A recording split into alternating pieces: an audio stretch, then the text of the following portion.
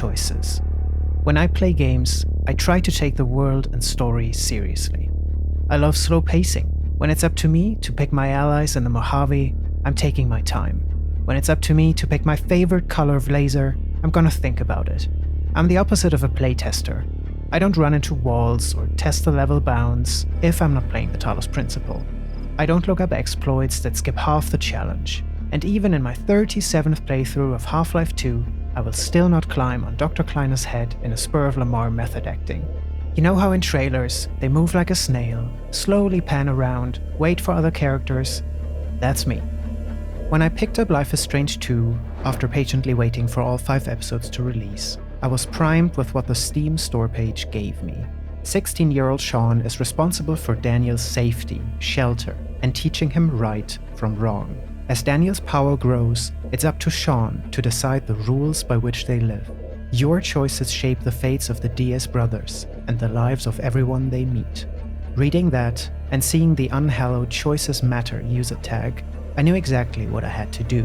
It was time to self-gaslight, or as others call it, to get immersed. My start with episode 1 was getting into the role of Sean, boy, brother, illustrator, a person with convictions and doubts. The incident happens, we leave with Daniel, and have our first few conflicts and choices to make. I had a plan in mind: be inconspicuous, don't commit crimes, survive in the background, see if things blow over. I thought the time would come eventually when we'd have to answer to the police, and I wanted to be a sweet, innocent boy until then. We want to talk about endings, so let's go through a quick recap on how my playthrough went down, which ending I got, and how my 2 sons made it to the credits. A lot happens to the brothers after fleeing the crime scene in Seattle, a lot of it outside of my control as a player. They break into a house to escape the freezing cold, rekindle a strained relationship with their grandparents. Daniel meets Chris, they work on a wheat farm months after it was legalized in California. Daniel gets kidnapped and nearly adopted by a cult leader. Their long-lost biological mother comes along to help them out. They live together in a desert commune for a while. But throughout all of this, Daniel just wants to have a home, and Sean wants to get to Mexico. They clash. Their goals aren't always fully aligned. And that alignment is about to be put to the test. Our choices in these 5 episodes do make a lot of difference, but they still ferry us to the same end of the road, the US-Mexican border. When I got to this point, and eventually to the screen with the game's final decision, I left the room for a while, to think. I considered all the options, the risk, what we've sacrificed. We've met many people telling us we're gonna be fine, and we've met some trying to make us see a different picture. I didn't believe there was a way to make it out. So my final choice, and Sean's final choice, was to surrender. Daniel reluctantly agrees, they get out of the car, and Sean gets arrested. I play back my choices as the police cruiser shuttles him off into the sunset. And then I get to the photos on the wall montage, and I start to get a bit nervous. I see Daniel in the custody of Claire and Steven, Daniel and Chris, Daniel graduating high school, Daniel making new friends, Daniel moving out, Daniel making a life for himself, all without Sean. Because after everything that happened, Sean gets 15 years in prison. The writers call this ending redemption.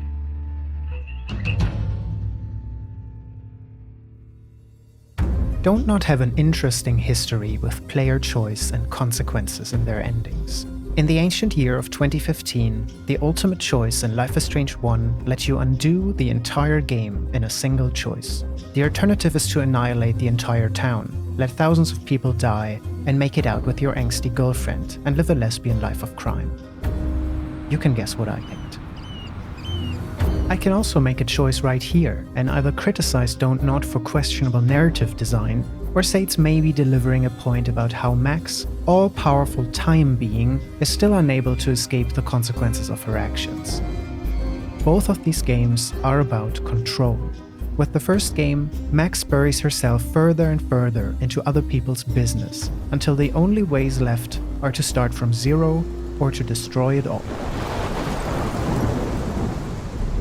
The difference between Life is Strange 1 and 2 is massive. It shows in all the episodes, but maybe it shows the most in the other 3 endings. Let's push aside the existential dread of seeing your 2 main characters suddenly age through their lives on fast forward after having spent 5 whole episodes worth of a road trip with them, and take a look at how the game works. On top of all the story branches, the game keeps track of 2 main factors: morality and brotherhood. One for what the game calls following the rules of society, and the other for how much Sean can influence Daniel in making his own decisions. The redemption ending only works on high morality, high brotherhood. You want to surrender, and Daniel will agree. Things end differently if Daniel was taught to care for himself first. With low morality, he will take control of the car and force Sean to come along. He blasts his way through the roadblock and makes it across, but Sean will get fatally wounded in the maneuver. In the fast forward, we see Daniel getting away and drifting into an aimless life of crime in Mexico, all alone. This ending is called Lone Wolf. In the other ending scenarios, we have a Sean that wants to cross no matter the cost. With high morality, Sean can convince Daniel to make a break for it, but right after shielding Sean and carving a path for him to get away, Daniel leaps out of the car and stays behind to surrender himself. Sean begins a new life in Mexico instead, and possibly gets to meet his roadside friends again, but is forever separated from Daniel, who makes his own life on the other side. The writers call this ending Parting Ways. And last, with low morality, both have mentally prepared for just this moment. Daniel annihilates everything in their path: border police, patrol cars, the gate, returning the favor of unwarranted ultraviolence. Together, they drive off, restart their life in Mexico, open a garage like Sean had always wanted to. Their past becomes a blur. The people they met begin to fade. To the system they've left behind, they're now the ruthless criminals it expected them to be. But to them, they can finally be free. The writers call this ending Blood Brothers.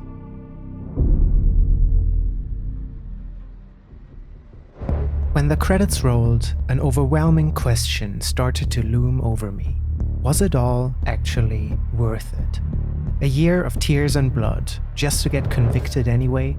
Everything begins when Sean wakes up on the lawn, full panic mode, as he sees the disaster that happened, picks up Daniel, and flees. The game pushes on. But what if there was a choice here? The single most important choice of the story might be one we never even got to make. Should we flee, or should we wait for police? To find an answer, we can see what we are left with if we decide to run. First, the positives for Sean. He learns about taking responsibility for his brother and friends, that what he does can have rippling effects. He gets to meet Brody and learns that there will be strangers willing to help you out. He finds new friends at the wheat farm in Cassidy, Finn, Jacob, and the others. He has a chance to make up with Karen under extraordinary circumstances. He meets the inhabitants of Away and sees different lifestyles. Next, we have points that are neutral, things that might have happened anyway.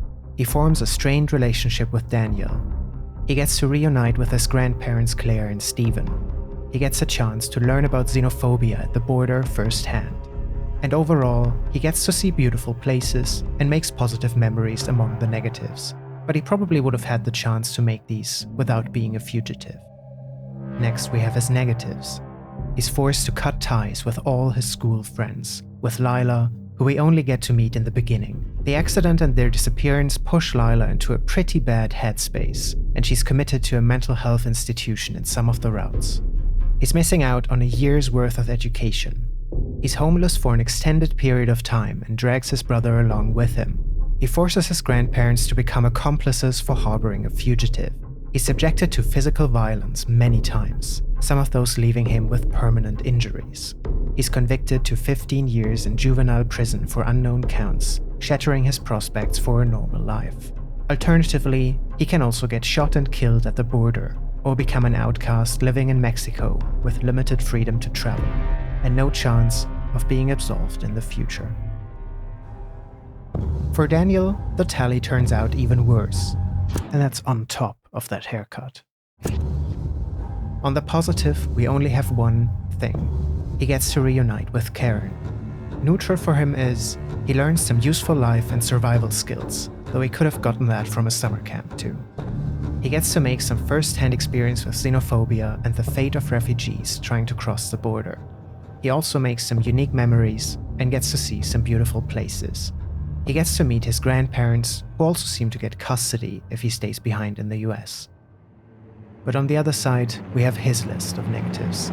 He becomes homeless for a time, has to live in the woods, spend the winter in a freezing shack, find a dog, lose a dog, get sick. It's a lot.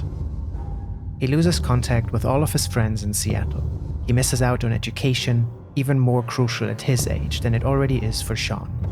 He gets grazed by a high-caliber round at the border. Depending on player choices, he can also become an actual murderer. He ultimately gets separated from Sean after he is sentenced and is put under house arrest for a while. Alternatively, he sees his brother die after the crossing, or lives as an outcast in Mexico, either with or without him. So we went all this way? All that shit for nothing? The outcome for these two is overwhelmingly negative. So I wondered, what if they had instead decided to just do nothing? We can safely say that staying and waiting for police to arrive appears far less suspicious than fleeing. Cooking up a plausible explanation for one mysterious explosion is definitely easier than explaining the entire chain of the main route. Let's wrap all that up into one major positive for Sean. He may get cleared of all suspicions. Both he and Daniel could be recognized as the victims they are in this branch. What happens exactly depends on the testimony available to the police after the incident. Sean and Daniel can tell the truth about what the officer did and say they don't remember anything about the explosion. They're not yet aware of Daniel's power, maybe they'll never uncover it at all. On top, he might not have to endure as much physical abuse, he doesn't lose an eye, and he's also not shot and killed at the border showdown spectacle. As a neutral point, we can list: he misses out on some unique life experience and is only left with trauma, though essentially we could say the same about the other route. Following the possibility of a downward spiral, we can list some negatives. There's a chance he gets wrongfully convicted and sentenced just the same. He may get forced into all the downsides of being a juvenile in prison. He may still get cut off from his school friends and from Lila. He likely won't be reuniting with Karen.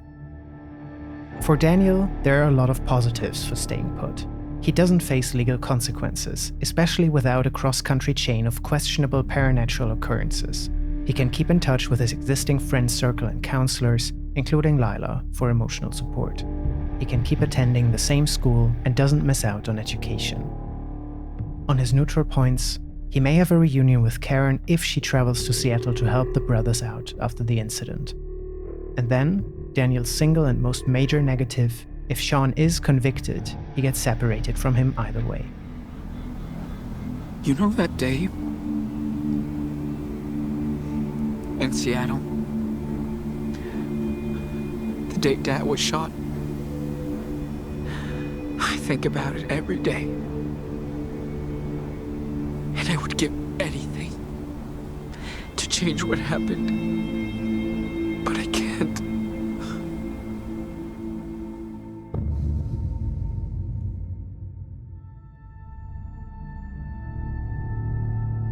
From the outside, it seems clear that staying put was the best action to take.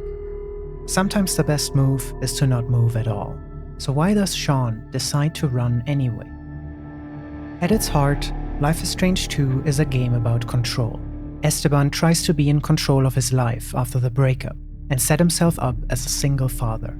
Sean tries to establish himself as a young adult and make his own decisions.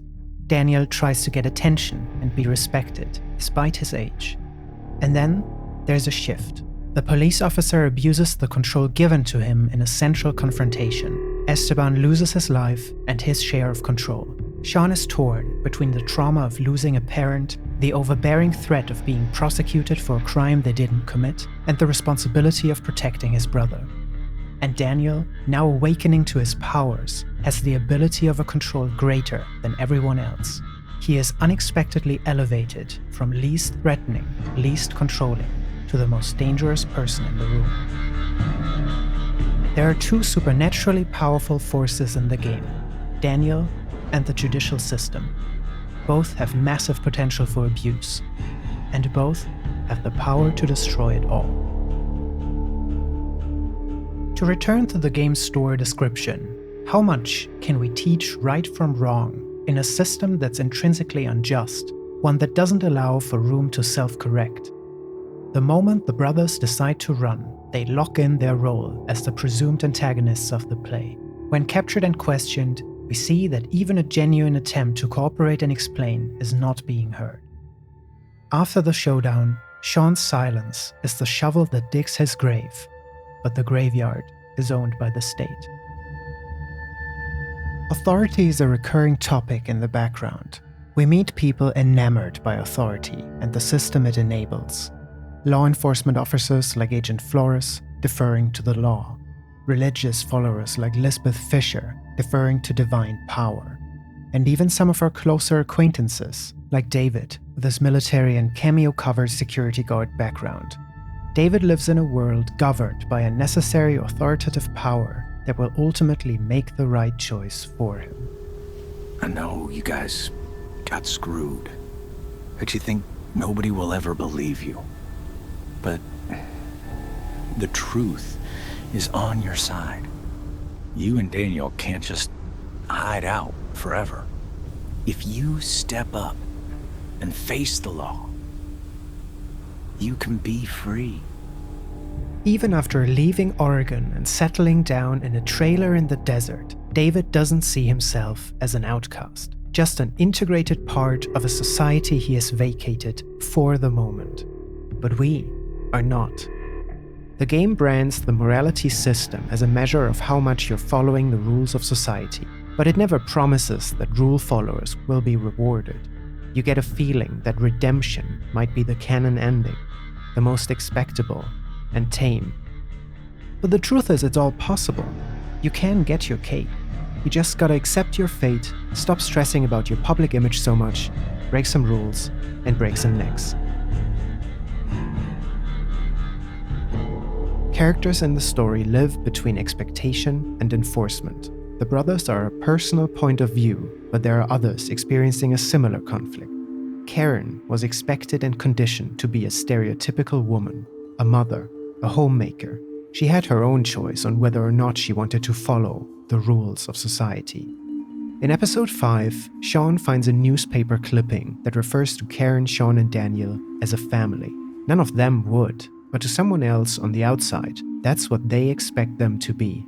Karen was shown an ideal to be performed, a template for her life to follow, or to be a rebel, to be the social anomaly. It's a hard thing to break away from. You don't know anything. It was an accident. That's what this world is about. Accidents, injustice, pain. In the prologue, to the police officer stepping into the scene, the children become the Hegelian ideal of immigrants, an incursion, contaminants, disrupting the enacted peace of a class they are categorically excluded from. To the picnic family, they are dubious, homeless teens. To the gas station owner, they are intruders, thieves, and wanted fugitives.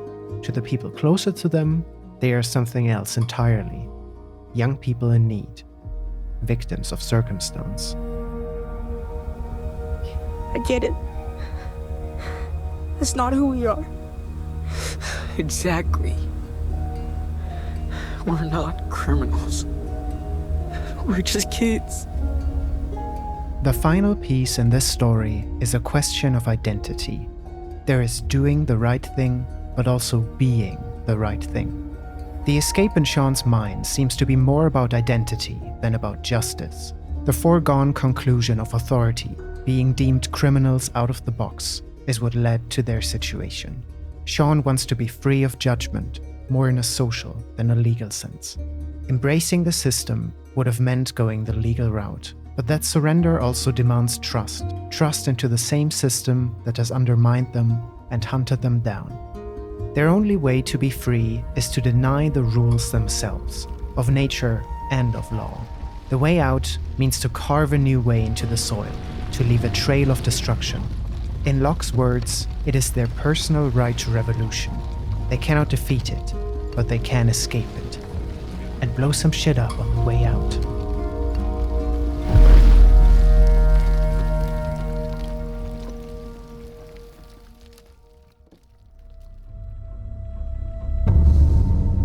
Life is Strange is a series about being confronted with a universal imbalance and accepting unfortunate circumstances.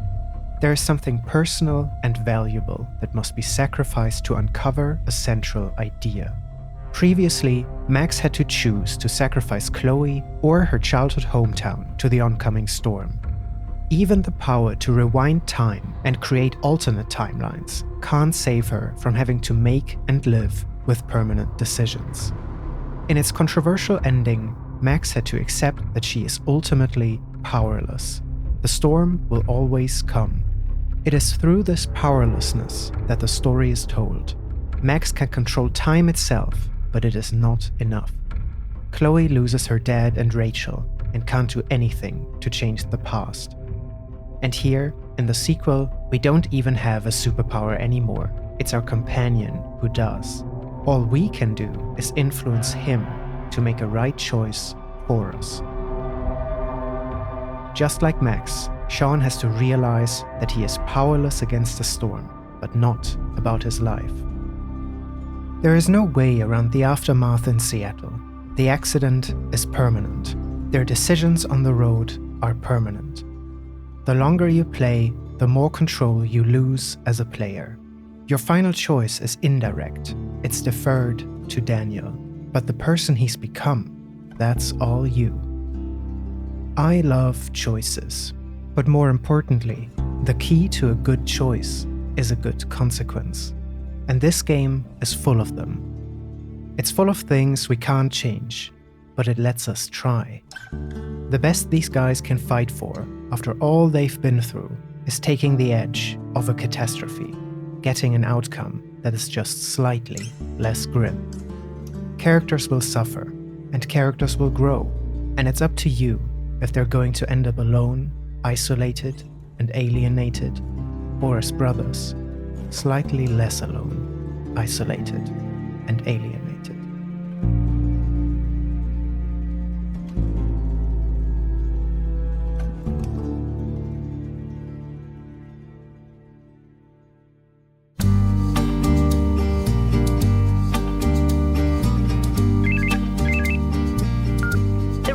You are trying to call may not exist.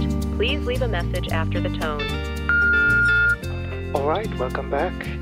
This one was my attempt at a shorter video, something that doesn't try to be an entire documentary at once. Playing Life is Strange 2 was a pretty emotional experience, if we look past the pacing problems that plague every Don't Not game. Typically every game is filler, oh shit, the episode's almost over. Plot, cliffhanger, end. But this entry was the least of that. I love the idea of the road movie, the guardian and child formula, and time skips always get me. So what ending did you get? What do you think was the best outcome for Sean and Daniel? If you got something out of this, check out some other videos on the channel. They are a lot of work. So, call me back when you get this. Bye.